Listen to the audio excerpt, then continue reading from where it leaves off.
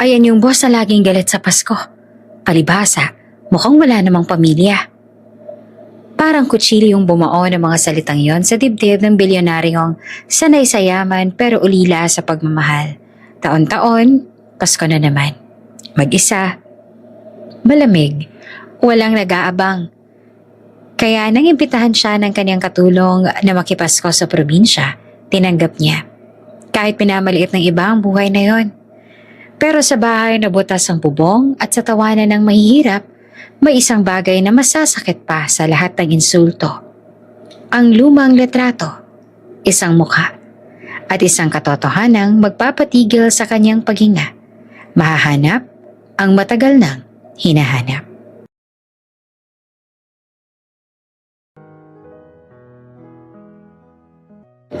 Muling tumunog ang isang pamilyar na Christmas song mula sa radyo. Mahina, nilulunod ng ingay ng city traffic sa labas ng salamin. Have yourself a merry little Christmas. Pinatay ng lalaki ang radyo. Tahimik ang buong condo hotel. Mataas ang palapag. Kitang-kita ang ilaw ng syudad na para bang mga bituing nakakalat sa lupa. Pero kahit gaano karami ang ilaw sa labas, nananatiling malamig ang loob ng silid. Walang Christmas tree. Walang parol. Walang kahit anong palatandaan na Disyembre na. Mag-isa na naman siya. Nakaupo ang bilyonaryo sa gilid ng kama, suot pa rin ang maayos na long sleeves kahit wala namang pupuntahan. Sanay siyang laging handa kahit walang inaasahang bisita. Sanay siyang laging mag-isa, lalo na tuwing Pasko. Ang katulong niya ay wala noong gabing yon. Umattend daw ng simbang gabi. Tulad ng ginagawa nito, taon-taon. Hindi niya ito pinigilan. Hindi rin niya tinanong kung anong oras uuwi. Wala naman siyang pakialam. Iyon ang palaging sinasabi ng sarili niya. Pero ngayong mag-isa siya sa loob ng kwartong yon, may kung anong bigat na bumabalot sa dibdib niya. Sa hallway kanina, narinig niya ang dalawang staff na nagbubulungan. Ayan yung boss na laging galit sa Pasko. Sabi ng isa. Palibhasa, mukhang walang pamilya. Sagot naman ng isa pa. Hindi siya lumingon, hindi siya nagsalita. Pero parang kutsilyong bumao ng mga salitang yon sa kanya. Hindi dahil mali, kundi dahil totoo. Wala siyang pamilya. Tumayo siya at lumapit sa bintana. Mula roon kita ang isang simbahan sa di kalayuan. May mga taong papasok. May mga batang may hawak na kandila. May mga magulang na may akay-akay na anak. May tumatawa, may nagkukwento. May nagmamadali dahil malamig ang hangin. Pumikit siya. At tulad ng tuwing sasapit ang Disyembre, bumalik ang alaala. 12 taon na ang nakalipas. 12 taon na ang nakalipas. Hindi ganito katahimik ang bahay nila. Bata pa siya noon. Bagets pa ang isip. Mas gusto ang laro kaysa simbahan. Umaga pa lang ng araw na yon, abala na ang buong bahay sa paghahanda. Pasko na kinabukasan. May kaunting handa sa kusina. May mga regalong nakatago sa cabinet. May mga halakhakan sa sala. Ano, sasama ka ba sa amin? Tanong ng nanay niya habang nag-aayos ng damit. Umiling siya, hindi man lang tumingin. Mamaya na, maglalaro muna ako. Anak, Pasko. Sabat ng tatay niya, kahit ngayon lang. Pero matigas ang ulo niya noon. Mas gusto niyang manatili sa kwarto, hawak ang laruan. Walang pakialam sa oras. Ang bunso nilang kapatid, ang maliit niyang sister, ay masayang-masayang nakabihis. Hawak ang kamay ng nanay nila. Kuya, sama ka na. Pakiusap nito na nangingintab ang mga mata. Hindi siya tumingin. Hindi niya alam na iyon na pala ang huling pagkakataon. Lumabas ang parents niya kasama ang kapatid niya.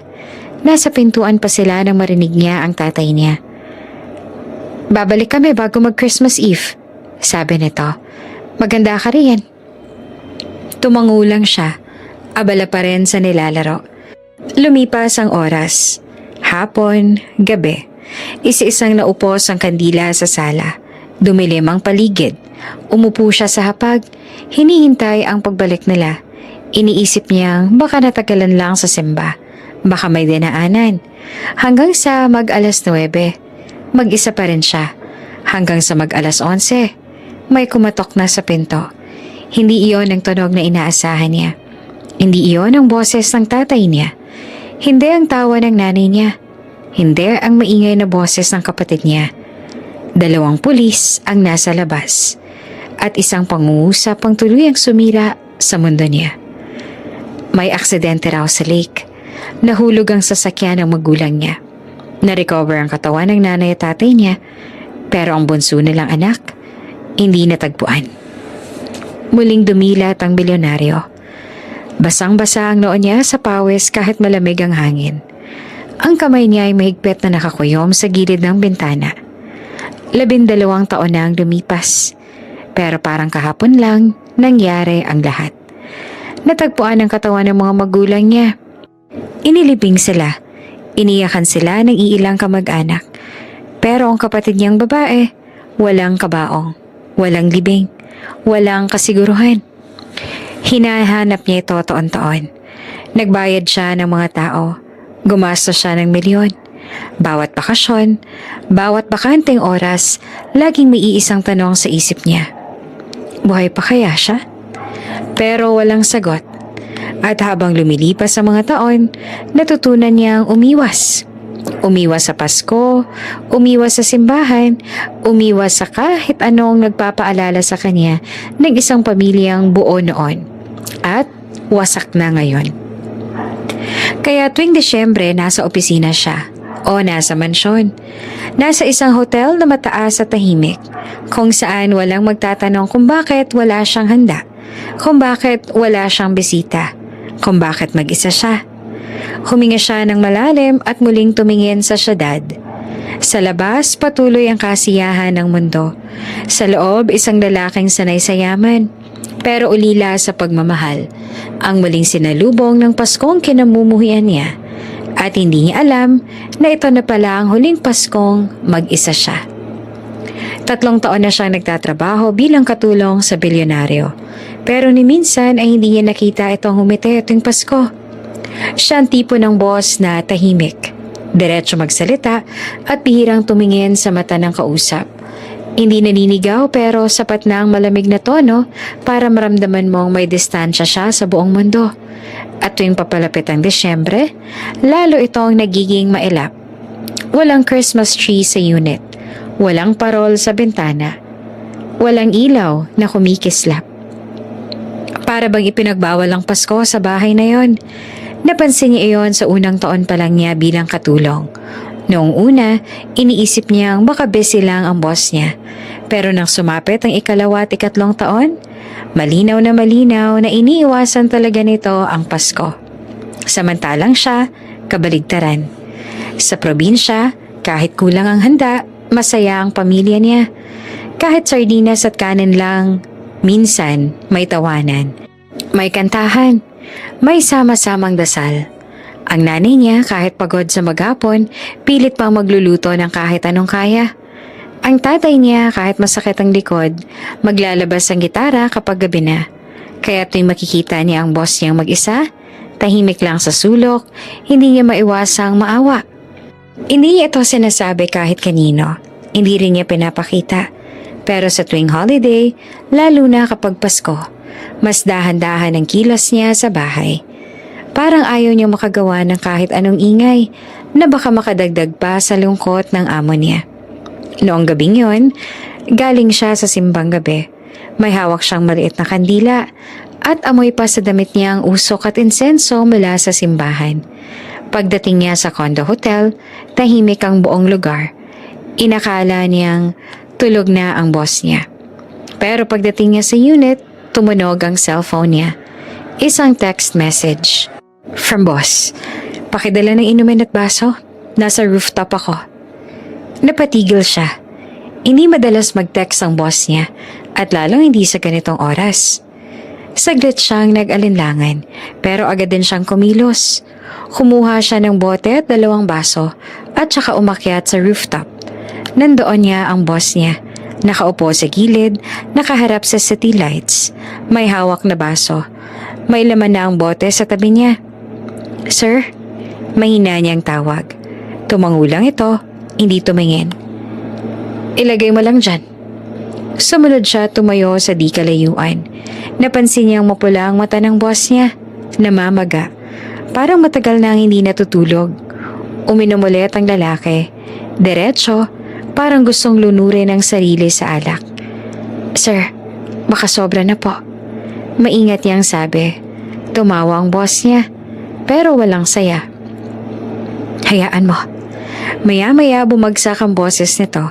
Parang biglang nawala ng lakas. Alam mo ba kung bakit ayoko ng Pasko? Nanlaki ang mata niya. Hindi siya sanay na kausapin ng ganito ng boss niya. Pero nanatili siyang tahimik. Tuwing Pasko, may nawawala sa akin. Mahinang sabi ng lalaki. Tuwing Pasko, may namamatay ulit.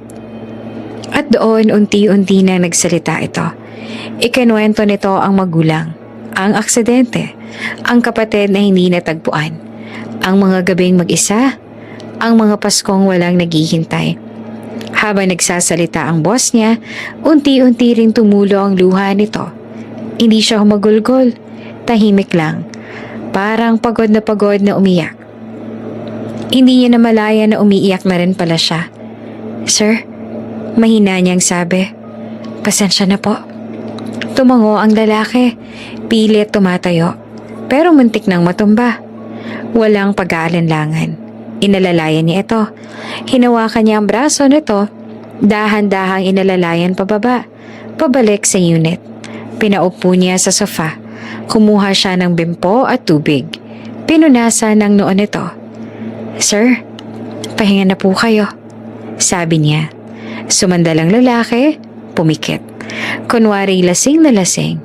Pero alam niya, hindi ito tulog. Hindi ito walang malay. Alam ng boss niya ang lahat. At alam din niya na gusto lang talaga nitong umiyak ng gabing yun. Nang hindi hinuhusgahan. Habang pinupunasan niya ang mukha nito, napansin ng lalaki ang mga kamay niyang magaspang.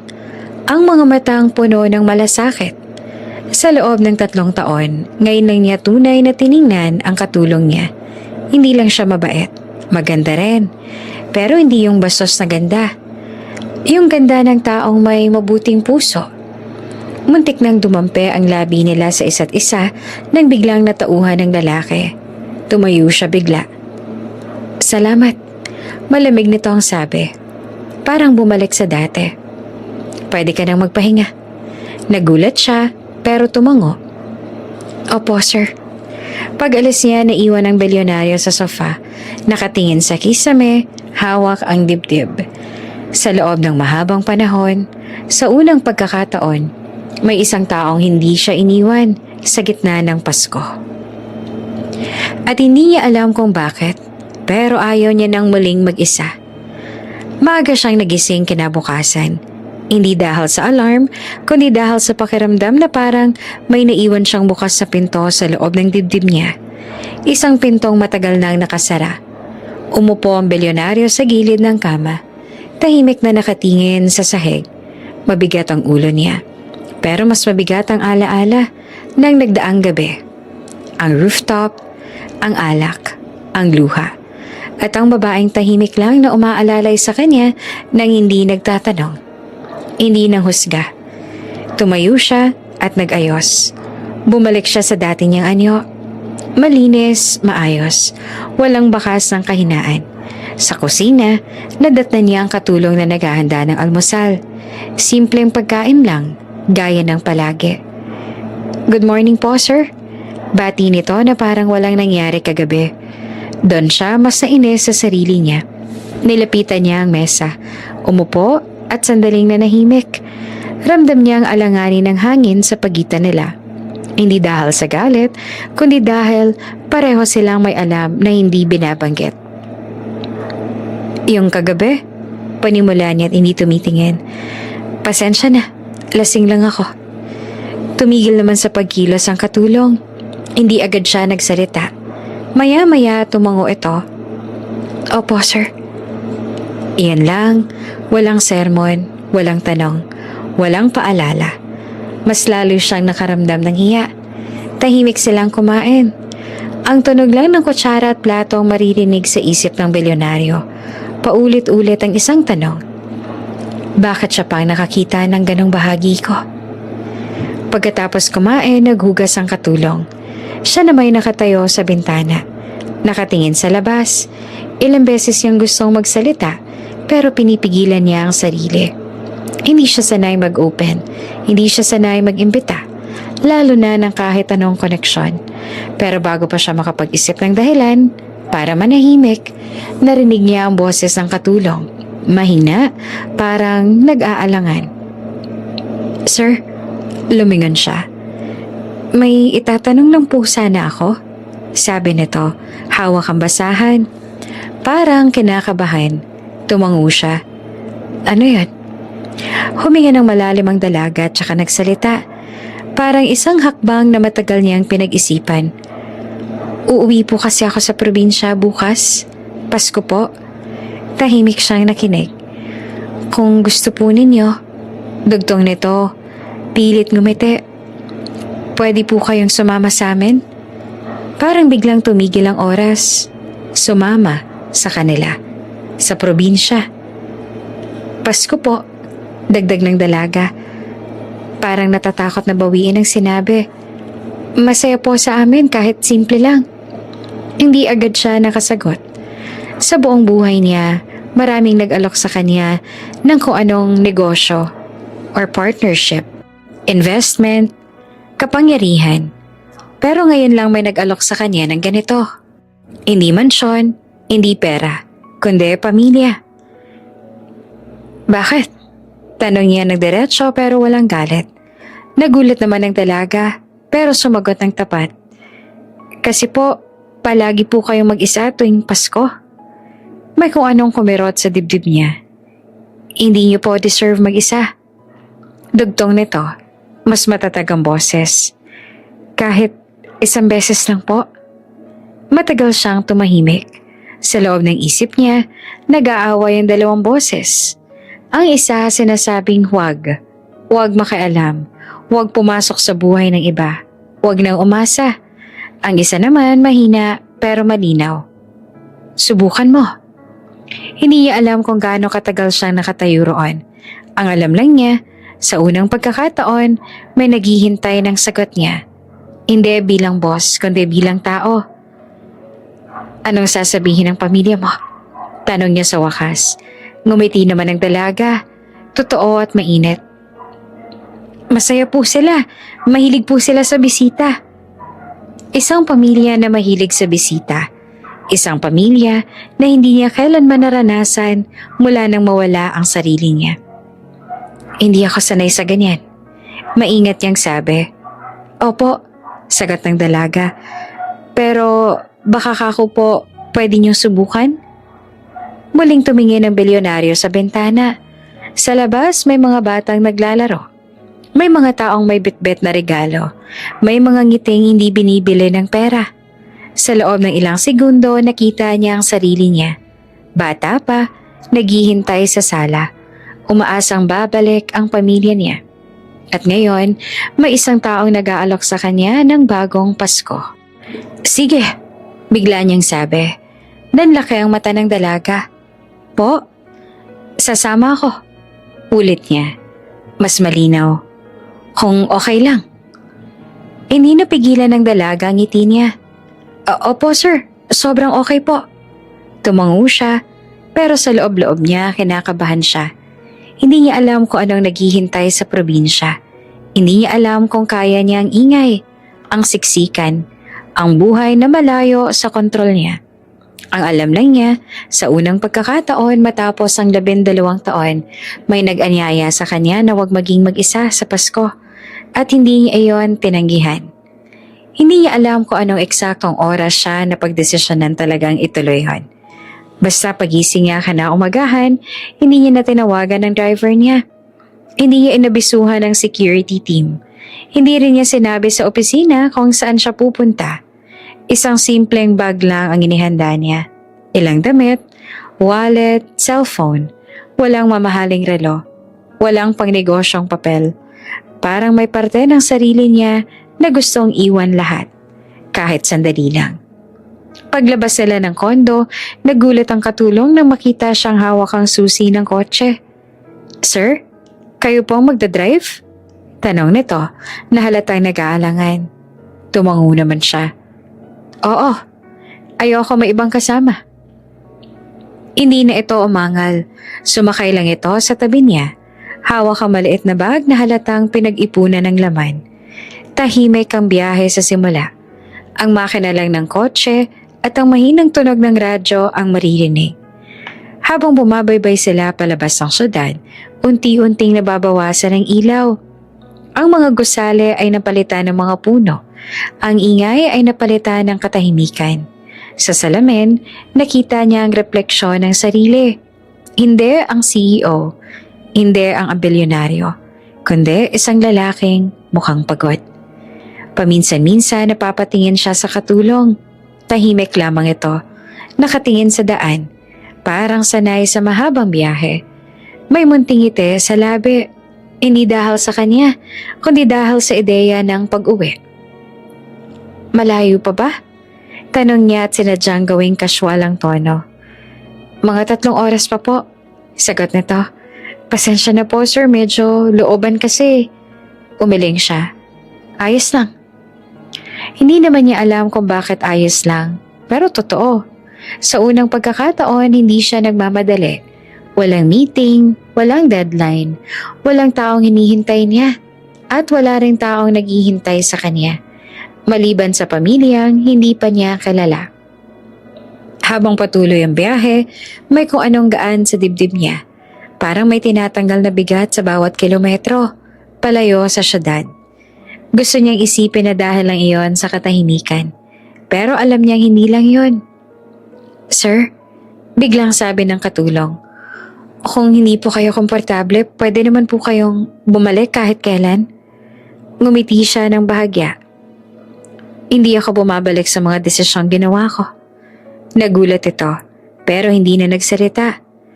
Sa totoo lang, wala talaga siyang plano. Hindi niya alam kung ilang araw na siya roon. Hindi niya alam kung anong aasahan. Ang alam lang niya, ayaw niyang mag-isa sa Paskong ito. At sa unang pagkakataon, iyan lang ang sapat na dahilan. Pagpasok nila sa mas makitid na daan, bumagal ang takbo ng kotse. May mga bahay na yari sa kahoy. May mga batang naglalaro sa gilid. May mga taong kumakaway kahit hindi nila kilala ang mga dumadaan. Hindi sanay ang bilyonaryo sa ganitong tanawin. Sa lugar nila, bihirang may bumati ng walang pakay. Napahinto siya sandali sa gilid ng daan. Sir, may problema po? Tanong ng katulong. Wala, sagot niya. Tinitingnan ko lang. Isang batang lalaki ang lumapit. Kumaway, ngumiti. Hindi niya alam kung paano tutugon. Hindi rin siya bumate. Pero hindi nawala ang ngiti ng bata. Sa pag-andar ulit ng kotse, may kung anong kumirot sa kanya. Hindi sakit, kundi pangihinayang. Ganito pala ang mundo sa labas sa mga pader na itinayo ko. Habang papalapit sila sa probinsya, unti-unti niyang nararamdaman ang kaba. Hindi kaba ng takot, kundi kaba ng isang taong papasok sa isang pamilyang hindi kanya. Sir, maingat na sabi ng katulong.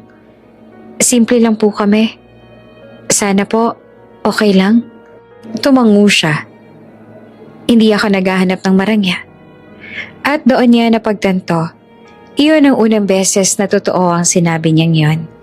Sa loob ng maraming taon, hinabol niya ang yaman, ang kontrol, ang katahimikan.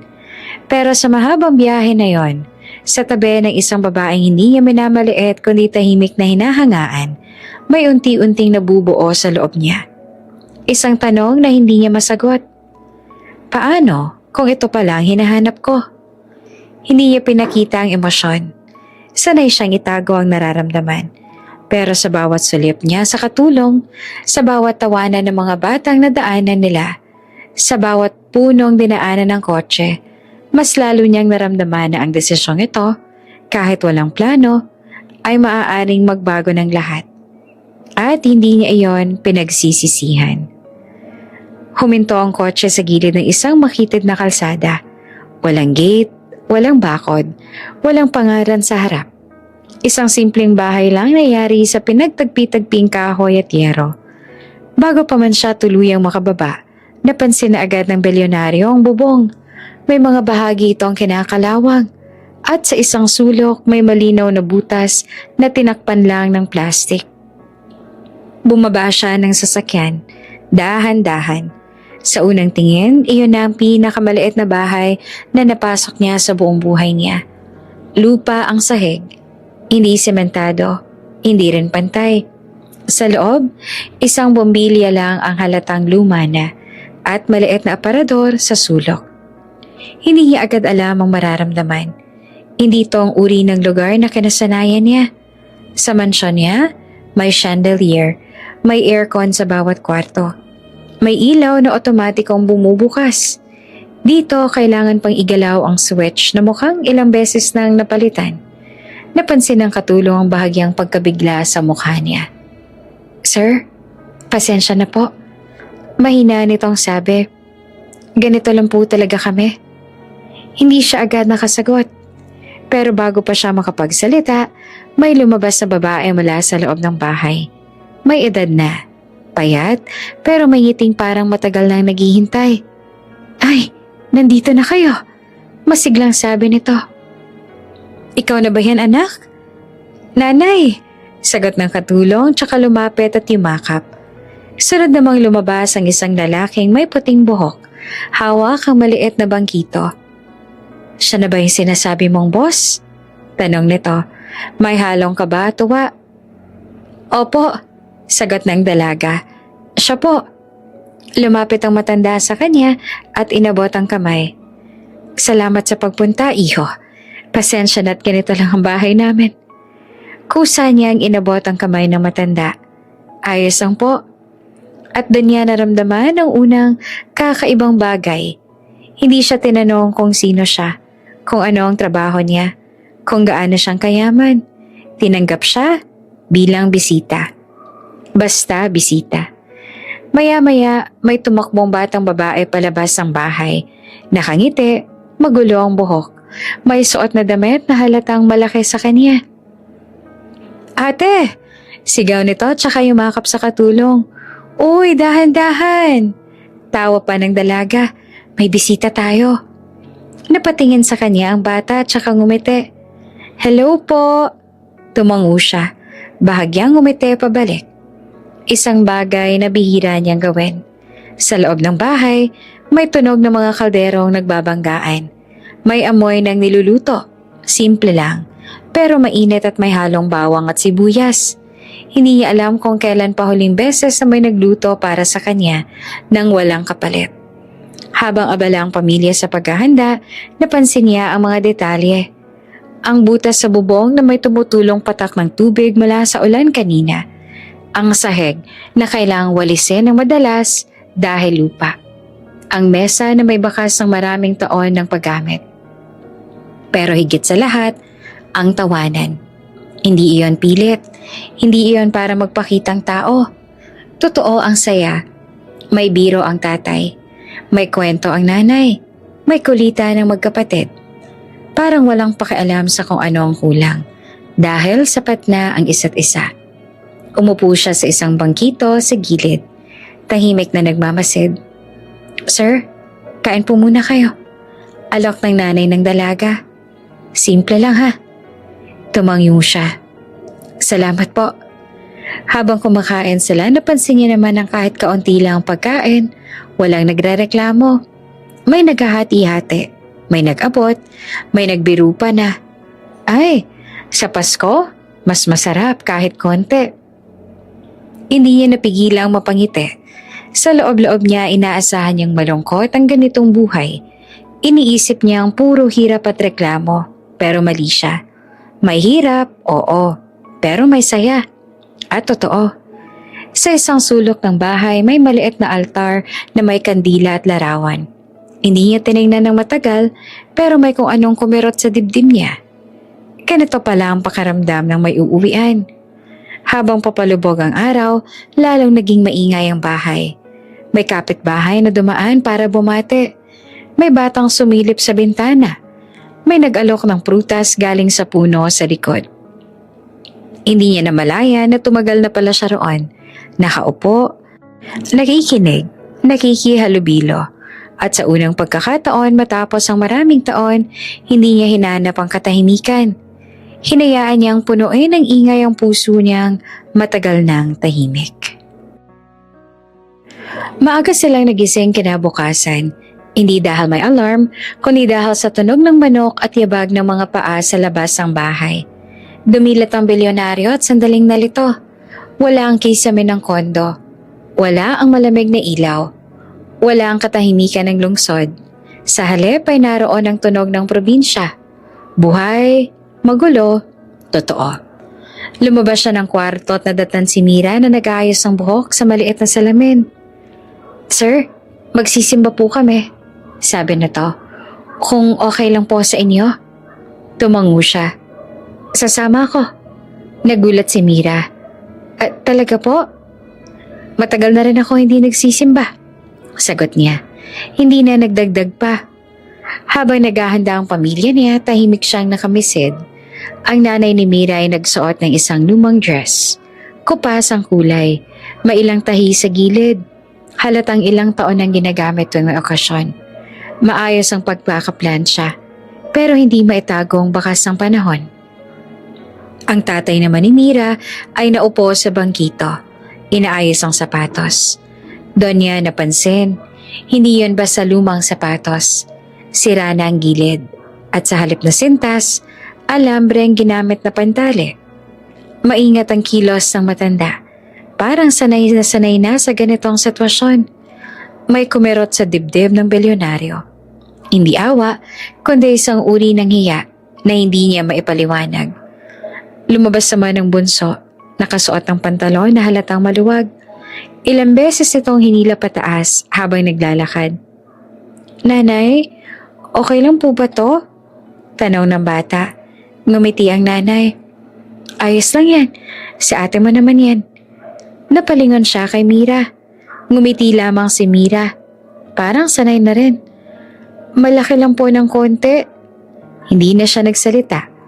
Paglabas sila ng bahay, saka lang niya napansing nakapark pa rin ang kotse niya sa gilid. "Hindi ba tayo sasakay dyan?" tanong niya. Nagkatingin na naman ang pamilya. Si Mira ang sumagot at medyo nahihiya. Na-flat po kasi kagabi, sir. Tricycle na lang po muna." Tumango naman siya. Okay lang. Pero nang makasakay na sila ng tricycle, siya, si Mira at ang bunso, doon niya tunay naramdaman ang kakaiba. Masikip, mabagal, maingay ang makina, ramdam ang bawat lubak ng kalsada. Sa tagal ng panahon, ngayon nang ulit siya sumakay ng ganito. Sa gilid ng daan, may mga batang naglalakad papuntang simbahan. May dalang Biblia. May matandang nagkakwentuhan. May mga pamilyang magkakahawa kamay. Pagdating nila sa simbahan, simple lamang ito. Walang ingranding disenyo. Walang aircon.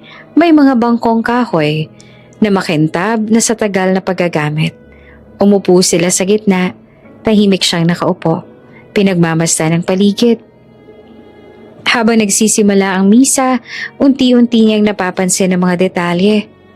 Ang kamay ng tatay ni Mira, magaspang, may mga kalyo. Ang paa ng nanay may tsinelas na halatang ilang beses nang naaayos. Ang bunso nakasandal kay Mira, hawak ang kamay nito. At si Mira nakapikit, taimtim na nagdadasal. Hindi niya alam kung kailan siya napatingin ng matagal kay Mira. Hindi ito ang ganda na nakasanayan niyang makita. Hindi makintab, hindi maporma. Pero may kakaibang liwanag. Liwanag ng taong may pinanghahawakang pananampalataya. Sa gitna ng misa, may sandaling natahimik ang simbahan. Isang panalangin para sa pamilya. Biglang sumikip ang dibdib niya.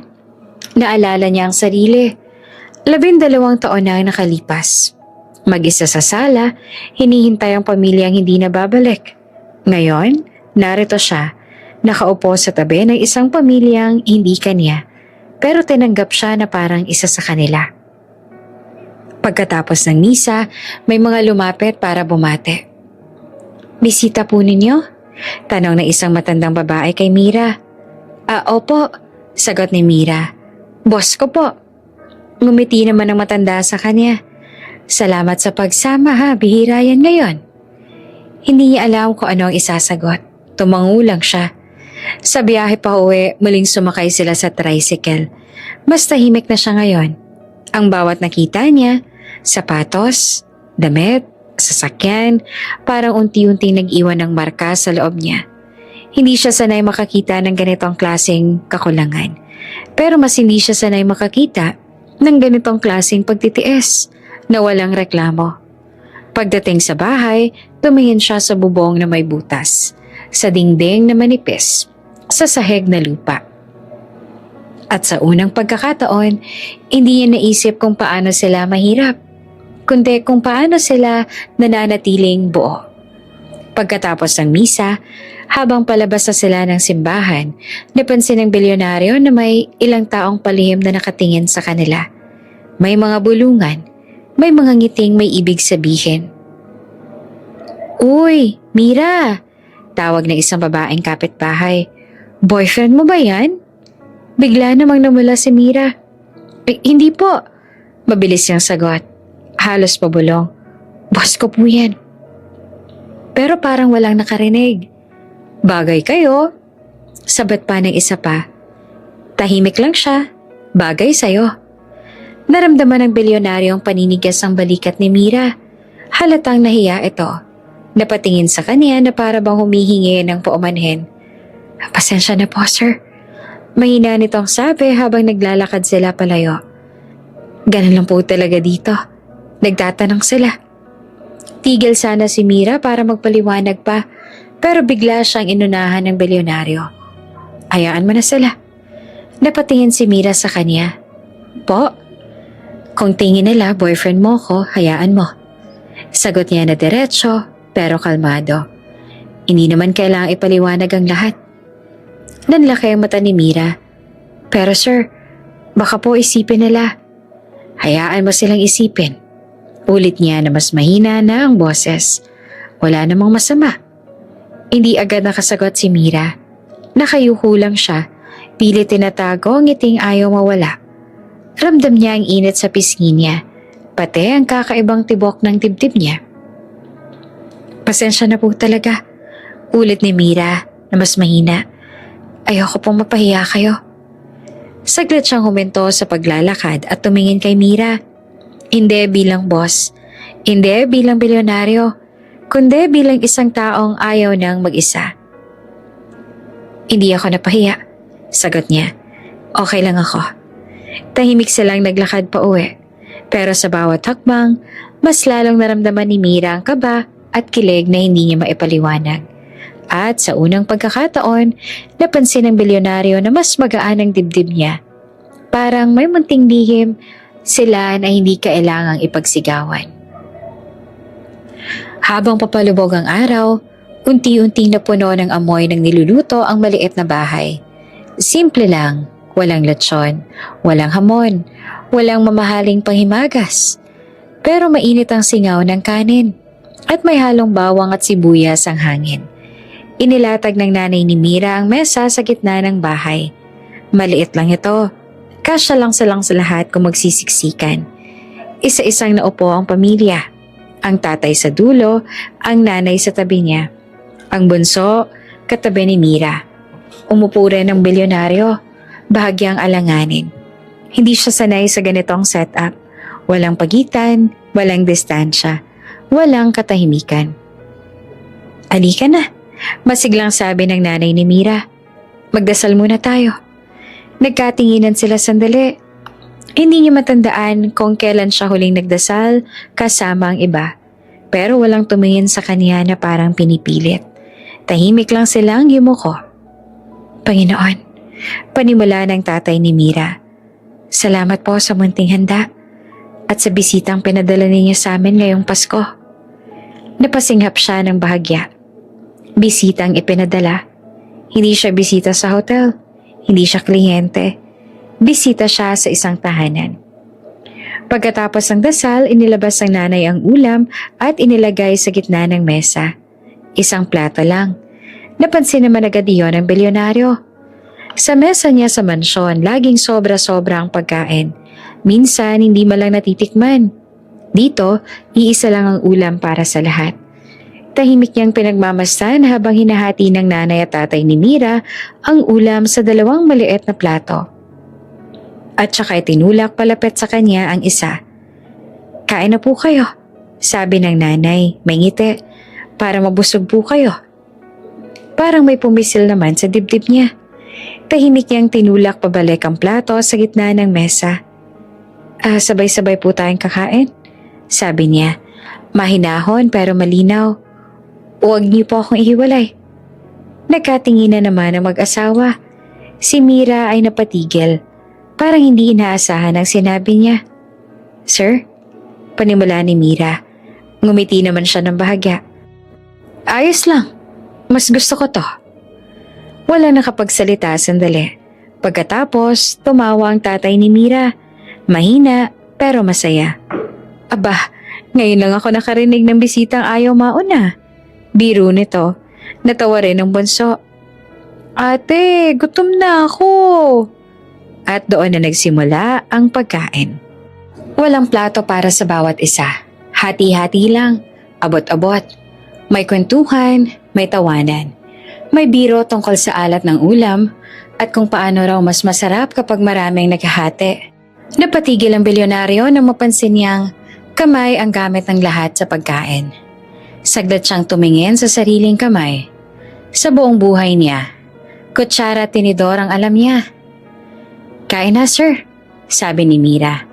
Napansin ang pag-aalangan niya. "Ganito po talaga kami."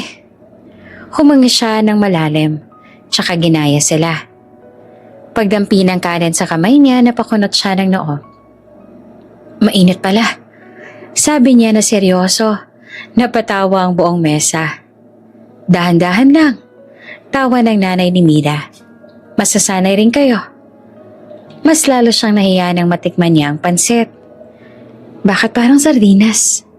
Tanong niya na walang masamang tono. Talagang nagtataka lang. "Oo," tawa ng Mira. "Sardinas po talaga yan."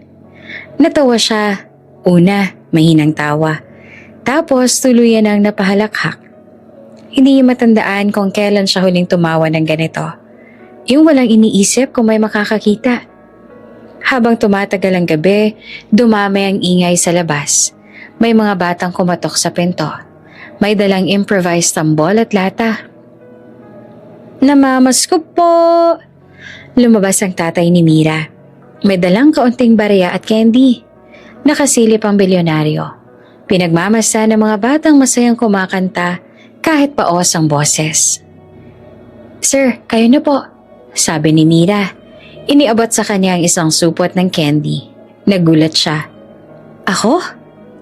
"Opo," ngumiti si Mira. "Para maranasan niyo po." Lumabas siya, alanganin sa una, tsaka iniabot ang candy sa mga bata.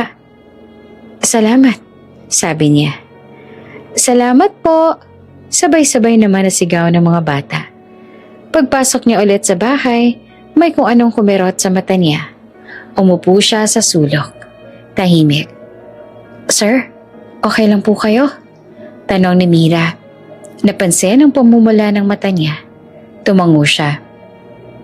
"Oo, pero hindi iyon totoo." Tahimik na tumulo ang luha niya. Walang hikbi, walang tunog. Hindi niya alam kung bakit mas masakit at mas masaya ang gabing yon kaysa sa lahat ng Pasko niya sa nakaraan. Sa mansyon niya, mayaman. Dito, may buhay. At sa unang pagkakataon, naramdaman niyang hindi pala pera ang kulang sa kanya, kundi ang mga salitang ganito. Tahimik na ang buong bahay. Tapos na ang kantahan. Tapos na ang kwentuhan. Ang mga kapitbahay ay nagsiuwian na. At ang mga batang nangangaraling ay matagal nang nawala sa dilim. Ang natira na lang ay ang tunog ng kuliglig at mahinang ihip ng hangin na dumadaan sa butas ng bubong. Nakahiga ang bilyonaryo sa maliit na banig na inilatag para sa kanya. Hindi siya sanay sa ganito. Walang malambot na kama. Walang aircon, walang ilaw na pwedeng patayin sa isang pindot lang. Isang bumbilya lang sa labas ng kwarto ay nagbibigay ng kaunting liwanag. Pumikit siya. Sa una, tahimik ang isip niya.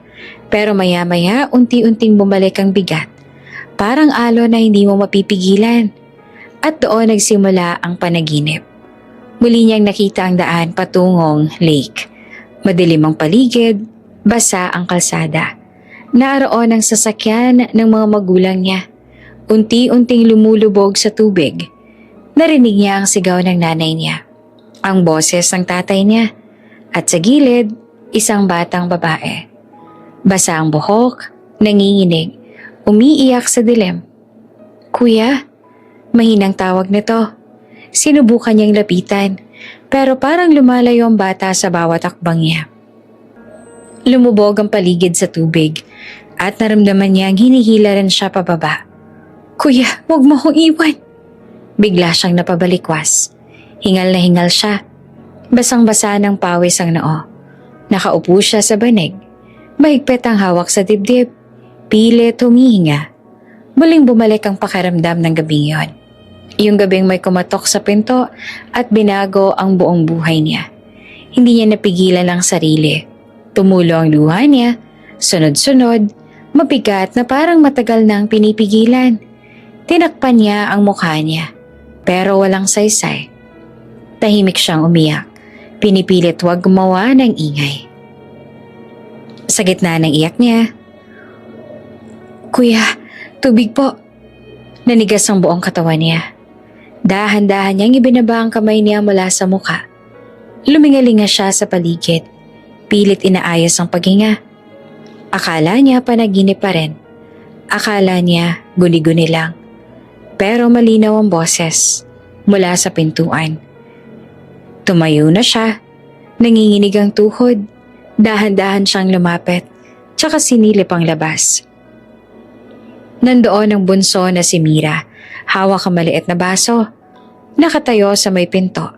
Inaantok, magulo ang buhok. Pero malinaw ang mukha. "Kuya?" Ulit ng bata. Mahina. "Pwede po bang makahingi ng tubig?" Parang may pumutok sa loob ng dibdib niya. Hindi siya agad nakagalaw. Hindi siya agad nakapagsalita. Sa loob ng ilang segundo, ang nakita niya ay hindi ang batang nasa harap niya, kundi ang kapatid niyang nawala. 12 taon na ang nakalipas. Lumunok siya. "Oo," sagot niya na paos. "Sandali lang." Kinuha niyang petsyel at nagsalin ng tubig. Inabot niya sa bata. Nanginginig ang kamay niya. Ininom iyon ng bata, dahan-dahan. "Salamat po, kuya," sabi nito, tsaka ngumiti ng bahagya. "Kuya." Hindi niya maalala kung kailan siya huling tinawag ng ganon. Nang bumalik ang bata sa kwarto, nananatili siyang nakatayo roon. Nakatingin lang sa pader, sa dilim, sa kisame na may bahagyang siwang kung saan pumapasok ang malamig na hangin. Kung buhay man ang kapatid ko. Napaupo siya sa bangkito. Inaalala niya ang edad ng kapatid niya na nawala. Maliit pa. Kung buhay man ito ngayon, halos kaedad na ng batang kanila lang humingi ng tubig. Kinilabutan siya. Hindi dahil sa takot, kundi dahil sa posibilidad. Sa loob ng maraming taon, hinanap niya ang kapatid niya sa mga papel, sa litrato, sa mga listahan ng nawawala. Pero ngayong gabi, sa isang bahay na hindi niya inaasahang puntahan, may isang batang tumawag sa kanya ng kuya at muling binuksan ang sugat na akala niya'y sanay na siyang dalhin. Humiga siyang muli, pero hindi na siya pumikit. Sa labas, narinig niya ang mahinang boses ni Mira na kinakausap ang bunso. May lambing, may pag-aalaga, may buhay. At sa unang pagkakataon matapos ang 12 taon, isang tanong ang gumulo sa isip niya. Hindi bilang bilyonaryo, kundi bilang kapatid. Paano kung mas malapit pala kaysa sa inaakala ko? Madilim pa nang magising ang buong bahay sa isang sigaw. "Ah, masakit ang dibdib ko." Napabalikwas si Mira mula sa pagkakahiga. Tumakbo siya palabas ang kwarto at nadatnan ng tatay niya na nakaupo sa bangkito. Hawak ang dibdib. Namumutla ang mukha at basang-basa ng pawis ang noo. "Tay?" Sigaw na Mira. Nanginginig ang boses. Anong nangyayari sa'yo? Hindi naman agad makasagot ang matanda. Pilit lang humihinga. Para bang bawat hinga ay may kaakibat na sakit. Lumabas din ang nanay niya, halatang naguguluhan at takot. Diyos ko, sabi nito na nanginginig ang kamay. Anong gagawin natin? Bago pa tuluyang magpanik ang lahat, lumabas ang bilyonaryo mula sa kwarto. Gising na siya. Parang may naramdaman na siyang hindi tama kahit bago pa ang sigaw. Isang tingin lang sa matanda, alam na niya. Atake sa puso. Sabi niya at diretso pero kalmado. Kailangan natin siyang madala sa ospital ngayon na. Pero paano? Panimula ng nanay ni Mira. Nangingilid ang luha. Hindi na siya naghintay ng sagot. Lumapit siya sa tatay ni Mira at maingat na binuhat ito. Parang walang bigat. Nagulat si Mira. Sir, ako na lang po. Wag. Putol niya. Ako na. Mabilis silang lumabas ang bahay. Sa labas, nagising na ang ilang kapitbahay. Nagtataka sa ingay. May nag-alok ng tulong. May nagmungkahi ng tricycle. Pero umiling ang bilyonaryo. Kotse, sabi niya. Sa akin. Hindi na nagtanong si Mira. Sumakay sila agad. Ang tatay niya sa likod, hawak-hawak ang dibdib. Ang nanay niya naman ay katabi. Umiiyak na hindi mapigilan. Si Mira ay nakaupo sa harap. Nanginginig ang kamay. Paulit-ulit na nagdarasal sa isip. Habang minamaneho ng bilyonaryo ang kotse, ramdamang bilis. Pero hindi pa dalos-dalos. Kontrolado. Parang sanay na sa mga emergency. Pero ngayon, mas personal. Sir, mahina si Mira. Pilit pinipigilan ng luha. Pasensya na po kayo, nadamay pa po kayo. Hindi siya lumingon. Walang pasensya, pamilya mo yan. Parang may tumama sa dibdib ni Mira sa salitang pamilya. Pagdating sa ospital, agad nilang sinugod ang matanda sa emergency room. May mga nurse na sumalubong. May doktor na nagtanong. Bago pa man makapagsalita si Mira, nauna na ang bilyonaryo. Ako ang sasagot, sabi niya. Lahat. Nagulat ang nurse. Kayo po ang... Ako, ulit niya, nang walang pagdadalawang isip. Habang dinadala ang tatay ni Mira sa loob, napaupo si Mira sa bangko sa labas. Umiiyak siya ng tuluyan, hindi na napigilan.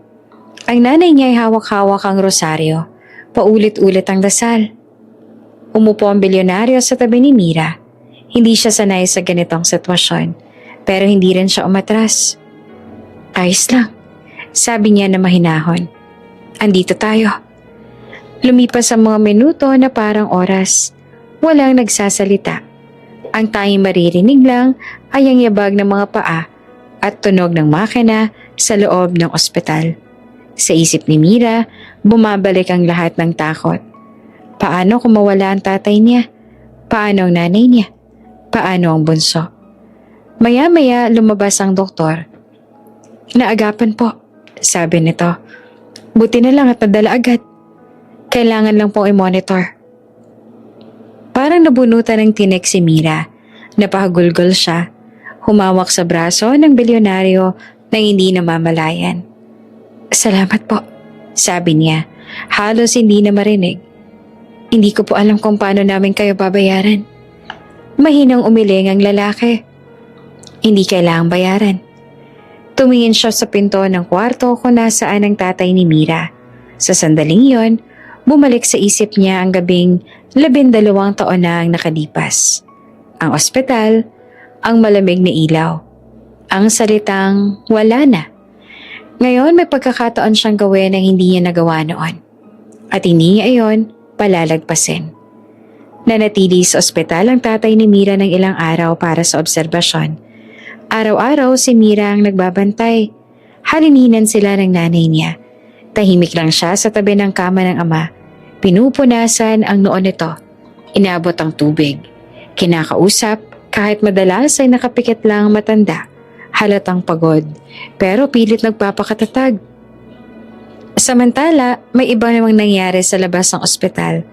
Isang bagay na hindi alam ng pamilya ni Mira.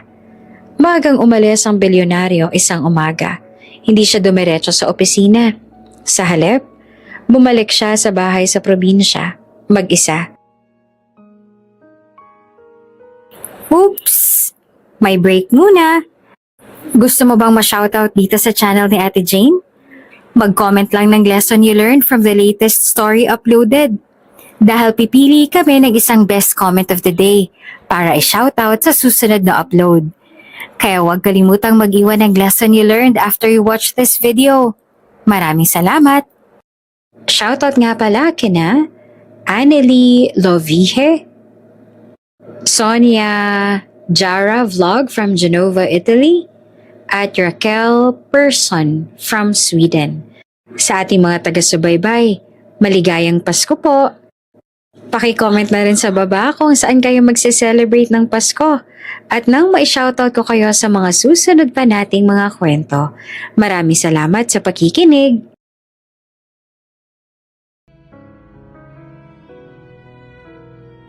Pagdating niya roon, saglit siyang tumayo sa tapat ng bahay. Pinagmamasan ang bubong na may butas, ang dingding na manipis, ang kable ng kuryenteng nakakabit kung saan-saan. Tahimik siyang huminga ng malalim. Hindi na dapat ganito. Tumawag siya sa isang tao. Isa lang, walang mahabang paliwanag. May bahay na kailangang ayusin. Sabi niya, ngayon na. Ilang oras lang ang lumipas, dumating ang mga tao. Karpentero, elektrisyan, may dalang gamit. Tahimik silang nagtrabaho. Walang tanong, walang paliwanag sa mga kapitbahay na nagtataka. Tinanggal ang serangyero sa bubong, pinalitan ng bago. Inayos ang dingding na may siwang, nilinis ang kable. Nilagyan ng maayos na ilaw sa loob ng bahay. Hindi na iisang bombilya lang. Habang ginagawa iyon, nakatayo lamang ang bilyonaryo sa gilid. Hindi siya nag-uutos. Hindi siya nagmamadali. Tinignan niya lang ang bawat bahagi ng bahay na unti-unting nagbabago. Sa bawat pukpok ng martilyo, may kung anong gumagaan sa dibdib niya. Hindi to mansyon. Hindi to proyekto. Hindi to donasyon. Isa lang itong tahanan na ayaw niyang makitang pinapasok ng ulan. Pagbalik ni Mira at ng nanay niya mula sa ospital kinahaponan, napahinto sila sa tapat ng bahay. Nanlaki ang mata ni Mira. Nanay, bahay ba natin yan? Tanong niya. Halos hindi siya makapaniwala. Maayos na ang bubong. Wala nang mga butas. May ilaw na maliwanag sa loob. May bagong kable na maayos ang pagkakaayos. Hindi ito marangya, pero matibay. Ligtas at malinaw na inayos ng may malasakit. Diyos ko, bulong ng nanay ni Mira. Anong nangyari? Tumayo ang bilyonaryo sa may pintuan. Tahimik. Sir, napatakbo si Mira palapit sa kanya. Kayo po bang? Tumango siya. Kailangan lang ayusin. Hindi naman napigilan ni Mira ang luha. Pero sir, hindi po namin. Hindi to utang. Putol niya ng mahinahon. At lalong hindi to bayad. Tumingin siya sa loob ng bahay at saka muling tumingin kay Mira. Ayoko may pamilya na mabasa sa ulan. Wala nang nasabi si Mira. Yumakap siya bigla. Hindi niya napigilan ang sarili. Saglit lang, parang natakot na baka lumabis. Pero hindi siya tinulak palayo ng bilyonaryo. Hinayaan lang niya. Sa loob-loob niya, matagal niya nang gustong maramdaman ang ganitong klase ng yakap. Hindi dahil sa awa, kundi dahil sa pag-unawa. Pagdating ng gabi, umuwi sila sa ospital para bantayang muli ang tatay ni Mira. Habang naglalakad sa hallway, tahimik si Mira, pero ramdamang lalim ng pasasalamat niya. Sir, bigla niyang sabi, hindi ko po alam kung paano ko po kayo pasasalamatan. Tumigil siya sandali. Hindi mo kailangan. Naglakad silang magkatabi. Walang salita, pero may pagkakaintindihan. Sa isip ng bilyonaryo, malinaw ang isang bagay. Hindi niya ito ginagawa bilang boss ni Mira. Ginagawa niya ito dahil sa isang pamilyang minsan niyang pinangarap na sana ay nailigtas niya noon. At ngayon, may pagkakataon siyang wag nang maulit ang pagkawala. Hindi niya iyon sasayangin. Tahimik ang bahay ng araw na yon. Nasa ospital pa rin ang tatay ni Mira. Stable na pero kailangan pa rin bantayan.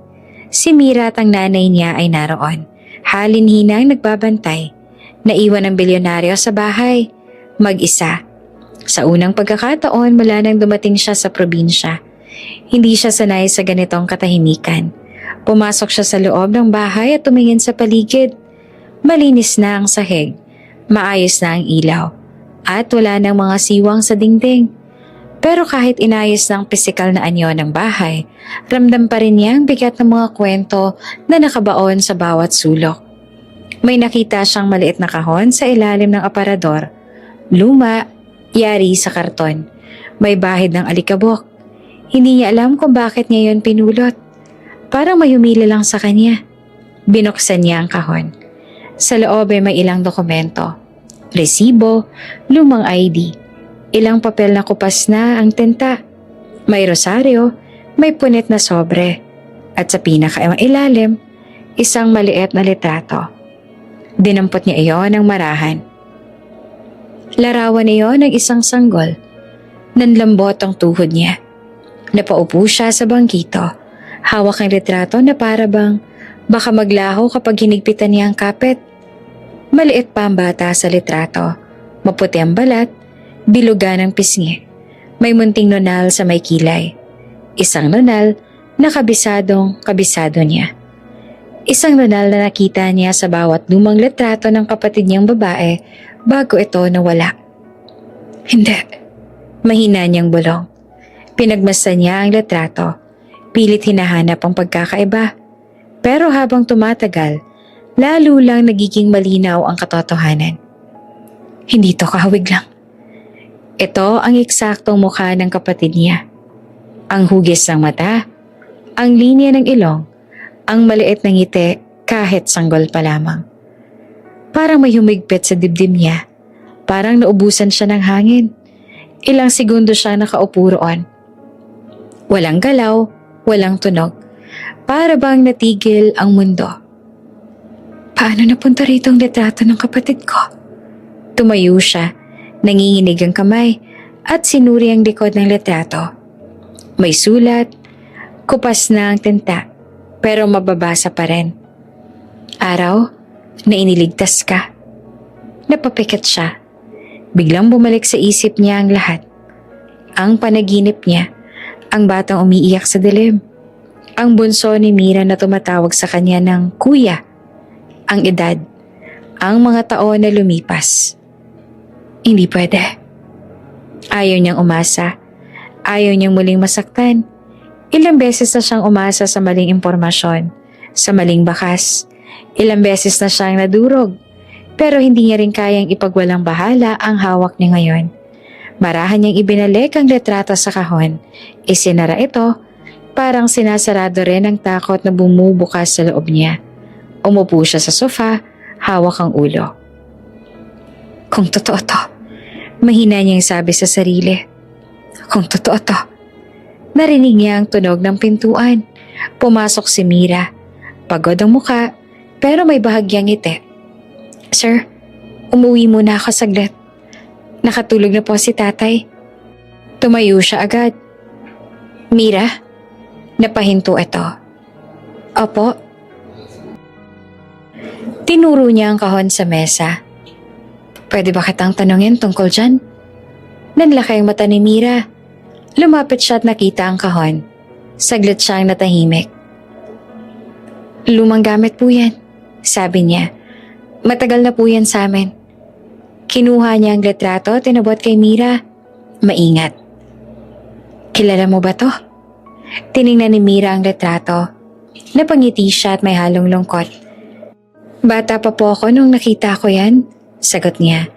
Sabi ni nanay may sanggol daw na iniligtas noon na iniwan sa amin. Parang may bumagsak sa dibdib ng bilyonaryo. Iniligtas? Ulit niya. Tumango si Mira. May aksidente raw po kasi roon sa may lake. May isang lalaki daw na nagdala ng sanggol sa nanay at tatay ko. Sabi niya, hindi niya alam kung sino ang magulang. Basta raw iligtas muna. Nanigas ang bilyonaryo. 12 taon na ang nakalipas. Isang aksidente sa lake. Isang sanggol na nailigtas. Tahimik naman na bumilis ang tibok ng puso niya. Nasaan ang sanggol ngayon? Tanong niya na halos pabulong. Tumingin si Mira sa kanya. Nagtataka. Sir, yung bunso po namin yon? Parang bumukas ang lupa sa ilalim ng paa niya. Hindi siya agad nakapagsalita. Hindi siya agad nakagalaw. Ang tanging naririnig niya lang ay ang sariling tibok ng puso niya. Malakas, mabilis, parang gustong kumawala. Sa loob ng maraming taon, hinanap niya ang kapatid niya sa malalayong lugar. Hindi niya alam na maaaring narito lang pala ito. Sa isang bahay na may butas ang bubong. Sa isang pamilyang hindi kanya, pero nagmahal dito bilang sarili. At sa sandaling yon, alam niyang wala ng atrasan. Kailangan niyang malaman ang buong katotohanan. Hindi agad nakapagsalita ang bilyonaryo matapos marinig ang sinabi ni Mira. Yung bunso po namin yon? Ulit ni Mira. Tila nagtataka kung bakit biglang nanahimik ang lalaki. Bakit po? Umupo siya sa bangkito. Parang nawala ng lakas ang mga tuhod niya. Ilang segundo siyang nakatingin lang sa sahig. Pilit inaayos ang paghinga. Sa isip niya, naglalaban ng takot at pag-asa. Ang dalawang damdaming matagal niya na ang iniiwasan. Kailangan ko makausap ang mga magulang mo. Sabi niya sa wakas. Mahinahon, pero mabigat ang tono. Nag-alala si Mira. May problema po ba, sir? Umiling siya. Hindi ko lang alam kung paano ko sasabihin, pero mahalaga. Kinagabihan matapos umuwi ang nanay ni Mira mula sa ospital at makatulog ang bunso. Naupo silang tatlo sa mesa. Si Mira, ang nanay at ang bilyonaryo. Tahimik ang bahay. Parang hinihintay ang mga salitang matagal nang nakatago. May itatanong po sana ako. Panimula ng bilyonaryo. Tungkol po sa sanggol na iniligtas noon. Nagkatinginan ng mag-ina. Ang nanay ni Mira ay bahagyang napapikit. Parang alam niya na kung saan patutungo ang usapan. Matagal na po yun. Mahina nitong sabi. Bakit niyo po naitanong? Kinuha ng bilyonaryo ang lumang litrato at inilapag sa mesa. Nanginginig ang kamay niya. Ito po. Kapatid ko. Sabi niya na halos pabulong. Matagal na namin siyang hinahanap. Parang may bumagsak na mabigat sa loob ng bahay. Napaupo ang nanay ni Mira. Hawak ang dibdib. Diyos ko. Bulong nito. Kaya pala. Nanay? Nagguguluhang tanong ni Mira. Huminga ng malalim ang babae at saka nagsimulang magsalita. Dahan-dahan, parang binubuksan ng isang sugat na matagal nang tinakpan. 12 taon ang nakakaraan. Simula nito. Gabi rin noon. May kumatok sa pinto namin. Isang lalaking basang-basa. Nanginginig at may bitbit na sanggol. Napatingin ang bilyonaryo. Tutok na tutok sa bawat salita. Sabi niya may aksidente daw sa lake. Hindi niya alam kung nasa ng mga magulang ng bata. Wala raw oras mag-isip, kailangan lang iligtas. Napaluha ang babae. Iniwan niya ang sanggol sa amin. Umalis siya kaagad. Hindi na namin siya nakita. Tinanong po ba ninyo kung sino ang mga magulang? Tanong ng bilyonaryo. Pilit pinipigil ang emosyon. Umiling ang babae. Wala na pong oras. At wala na rin kaming paraan noon para maghanap. Mahirap lang kami. Wala kaming koneksyon. Ang alam lang namin, may batang kailangang alagaan. Tahimik na umiyak si Mira. Inilagaan po namin siya. Dugtong ng nanay niya. Pinalaki bilang sariling amin. Minahal namin. Hindi namin inisip na may naghahanap pala. Tumango ang bilyonaryo. Hindi po namin natagpuan ang katawan ng kapatid ko, sabi niya, kaya hindi kami tumigil sa pag-asa. Nagkatinginan sila. Walang galit sa mga mata ng lalaki. Pagod lang. Pagod na umasa. Pagod na maghanap. Kung alam lang po namin, umiiyak na sabi ng nanay ni Mira. Hindi namin siya itatago. Hindi namin siya ipagkakait. Hindi niyo po siya tinago, sagot niya agad. Iniligtas niyo po siya. Tumahimik ang lahat. Sa loob ng ilang segundo, parang huminto ang mundo. Parang may nabuong katotohanan na masyadong malaki para agad tanggapin. Sir, mahinang sabi ni Mira. Ibig po bang sabihin? Hindi niya agad masabi ang salita. Tumango ang bilyonaryo, nangingilid ang luha. Posible, sagot niya. Pero kailangan pa nating makasiguro. Kinabukasan, bumisita sila sa ospital para kamustahin ang tatay ni Mira. Doon, habang nakaupo sa tabi ng kama ng matanda, muling inulit ng bilyonaryo ang tanong. Tahimik na tumango ang tatay ni Mira. Totoo, mahina nitong sabi. Naalala ko ang gabing yun. Basang-basa ang sanggol. Nanginginig. Hindi namin alam kung sino ang magulang. Pero hindi namin kayang pabayaan. Humigpit ang hawak ng bilyonaryo sa gilid ng kama. Salamat po, sabi niya na buong puso. Kung hindi po dahil sa inyo. Hindi niya na tinapos ang pangungusap. Paglabas sila ng kwarto, tahimik silang naglakad ni Mira sa hallway. Halatang mabigat ang iniisip ng dalaga. Sir, tanong nito. Kung sakali pong totoo, huminto siya at hinarap si Mira. Walang magbabago sa pagtingin ko sa inyo. Sabi niya, kung ano man ang mangyari, utang ko sa pamilya mo ang buhay ng kapatid ko. Napaiyak si Mira. Natakot po ako, amin niya. Baka mawala siya sa amin. Huminga ng malalim ang bilyonaryo. Hindi ko siya kukunin sa inyo, sabi niya ng tapat. Gusto ko lang ang katotohanan. Sa unang pagkakataon, naniwala si Mira sa kanya. Hindi bilang boss, kundi bilang kapatid na matagal na ang nawawala. At sa gabing iyon, sa isang bahay na minsang butas ang bubong, unti-unting lumilinaw ang isang katotohanang kayang magwasak o magbuo ng isang pamilya. Hindi naging madali ang mga sumunod na araw. Tahimik ang bahay, pero ramdamang bigat ng hinihintay na sagot. May mga sandaling nagkukulong ang bilyonaryo sa kwarto, nakaupo sa gilid ng kama. Hawak ang cellphone pero hindi makatawag. Sa bawat segundo may tanong sa isip niya na ayaw niyang bigkasin. Paano kung hindi totoo? Si Mira naman pilit ang ngiti sa tuwing magkakasalubong sila. Sa likod ng katahimikan niya, naroon ang takot. Takot na baka magbago ang lahat kapag lumabas na ang katotohanan. Takot na baka mawala sa kanila ang bunso. Dinala nila ang bata sa isang klinika sa pinakamalapit na bayan. Tahimik lang ang bunso. Hawak ang kamay ni Mira. Ate, bakit po tayo nandito? Tanong ng bata. Check up lang. Sagot naman ni Mira. Pilit na kalmado. Hindi na sila nagpaligoy-ligoy pa. Isang blood sample, ilang papeles, ilang perma, at isang tanong na matagal nang gustong sagutin ng bilyonaryo.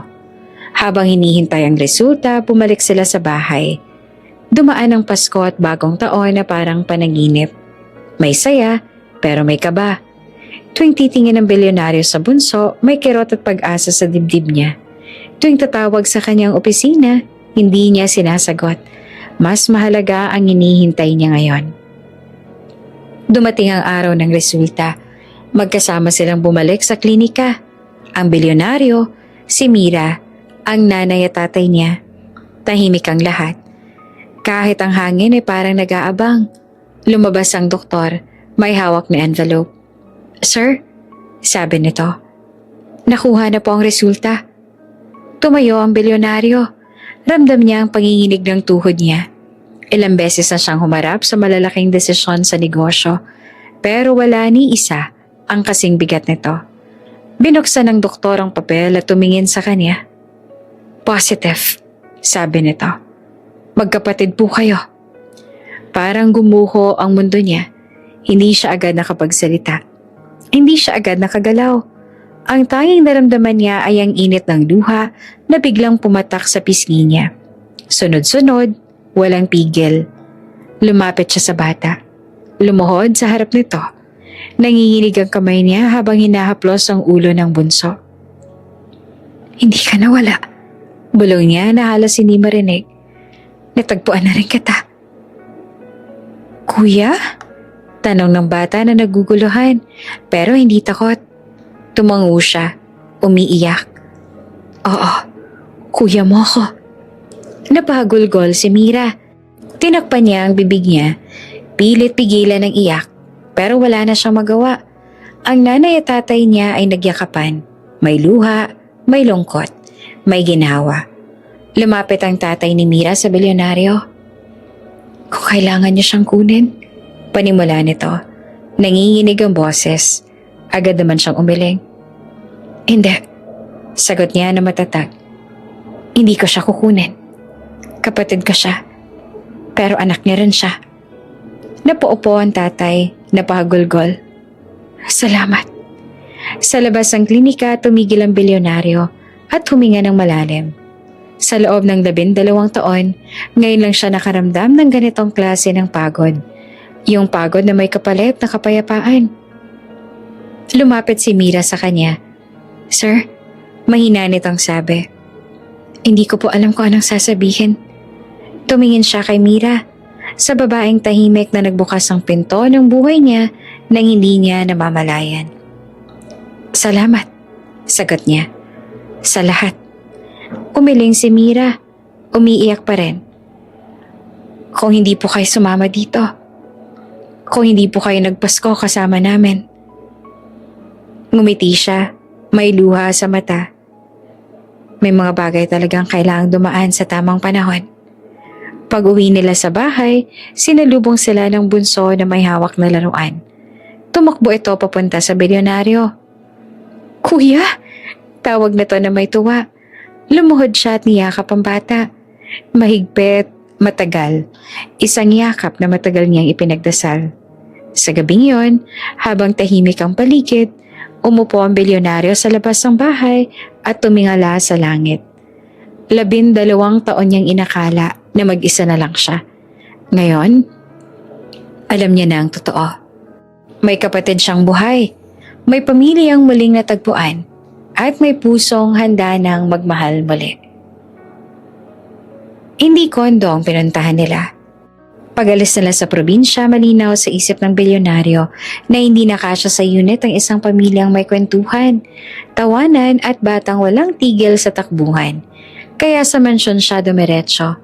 Ang bahay na matagal ng malaki pero matagal ding walang laman.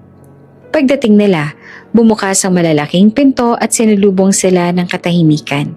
Pero hindi iyon nagtagal. Ate, ang laki! Bulong ng bunso at napatingala sa kisame. Ngumiti naman ang bilyonaryo. Pwede kang mag-ingay dito, walang magagalit. Parang iyon lang ang hudyat. Tumakbo ang bata sa hallway, tumatawa, sumisilip sa bawat pinto. Napahinto ang bilyonaryo at napangiti. Noon lang ulit may tunog na paa sa loob ng bahay na yon. Habang inaayos sa mga kasambahay ang mga gamit, dahan-dahang napuno ng buhay ang mansyon. Ang nanay ni Mira ay nahihiya.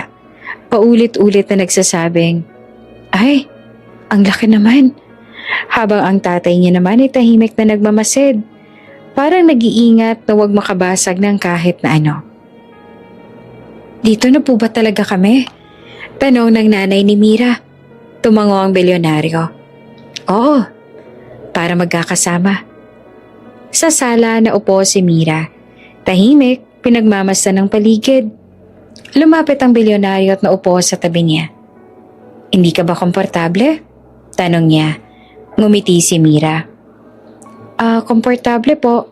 Naninibago lang. Sa akin din. Sagot niya. Pero gusto ko. Kinabukasan, unang umaga sa mansyon sa New Year ang hinahandaan. Walang ingranding handa pero may plano.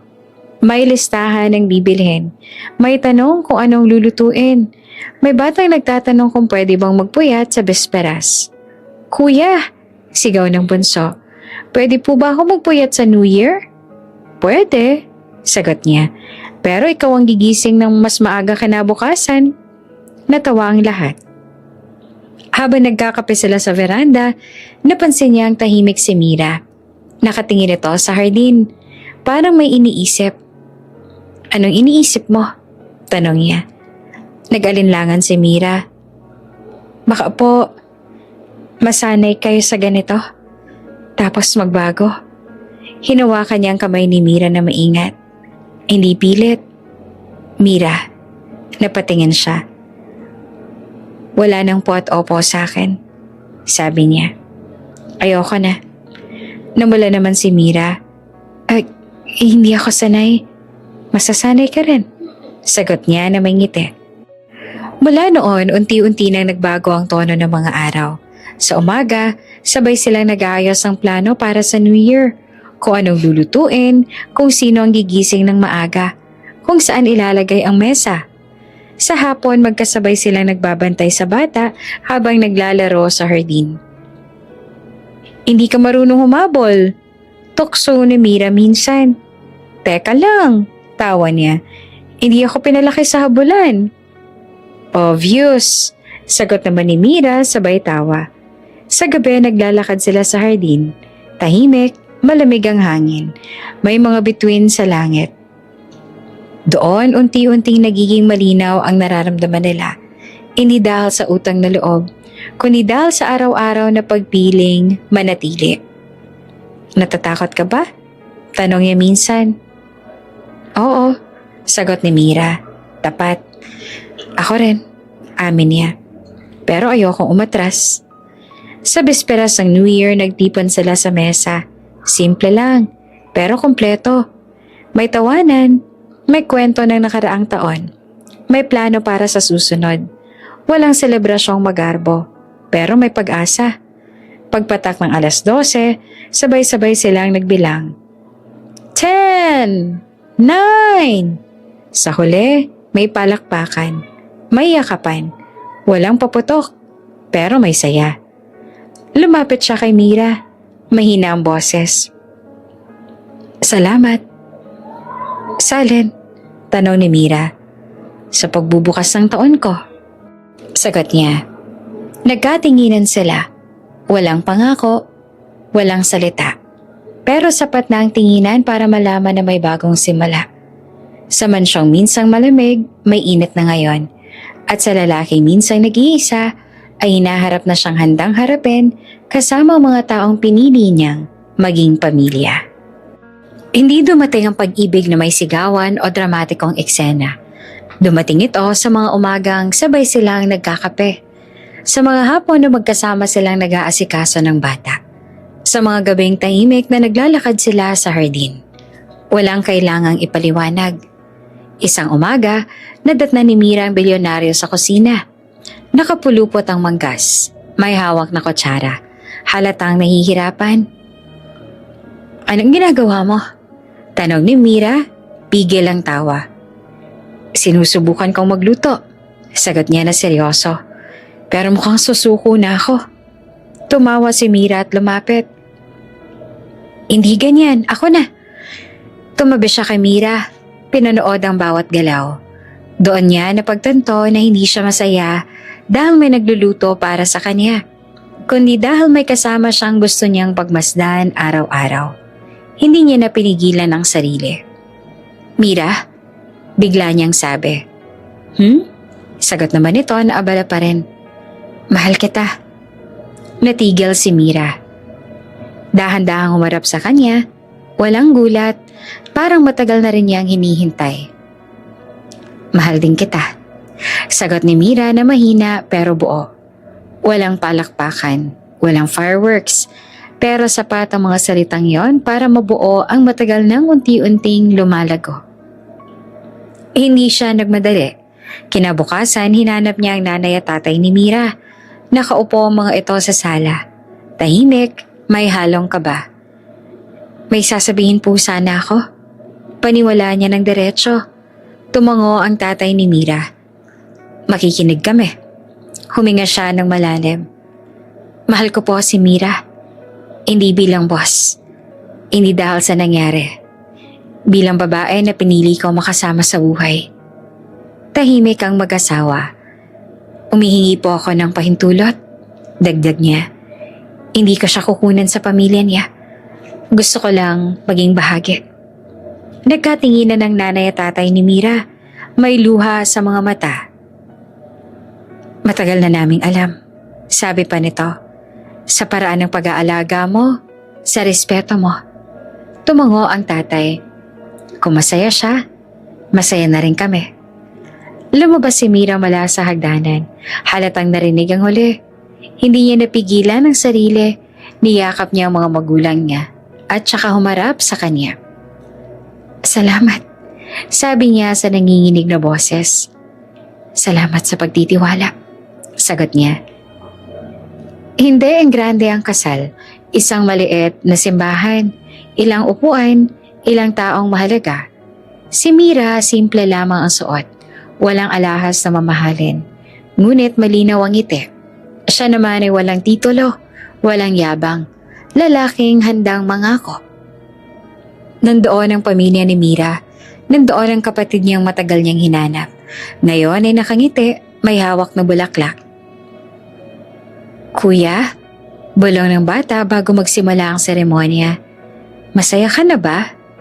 Lumuhod siya sandali para magpantay ang tingin nila. Oo, sagot niya, dahil nandito ka. Sa altar magkatabi silang tumayo ni Mira. Walang drama, walang luha. Hanggang sa dumating ang sandaling, kailangan na nilang magsabi ng pangako. Pipiliin kita, sabi niya, araw-araw.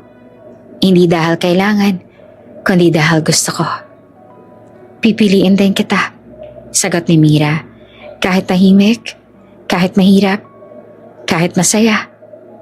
Nagpalakpakan ng mga tao, mahina pero totoo.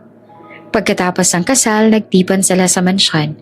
Hindi para makpakitang yaman, kundi para magsalo-salo. May tawanan, may kwentuhan, may batang tumatakbo sa sala. Habang papalubog ang araw, lumabas siya sa veranda kasama si Mira. Sa loob, maririnig ang ingay ng pamilyang minsang inakala niyang wala na. Kung hindi ka nag-imbita noon, sabi niya, baka mag-isa pa rin ako. Ngumiti si Mira. Kung hindi ka sumama, baka hindi rin natin natagpuan ang lahat. Hinawakan niya ang kamay ni Mira. Tahimik silang tumingin sa loob, sa kapatid, sa mga magulang, sa bagong simula. Sa harap ng bagong taon, mahina niyang binulong, hindi sa langit kundi sa mga taong nasa harap niya. Sa wakas, natagpuan ko rin kayo. At sa unang pagkakataon, alam niya ang totoo iyon. Hindi bilang bilyonaryo, kundi bilang kapatid, asawa, at taong may tahanan.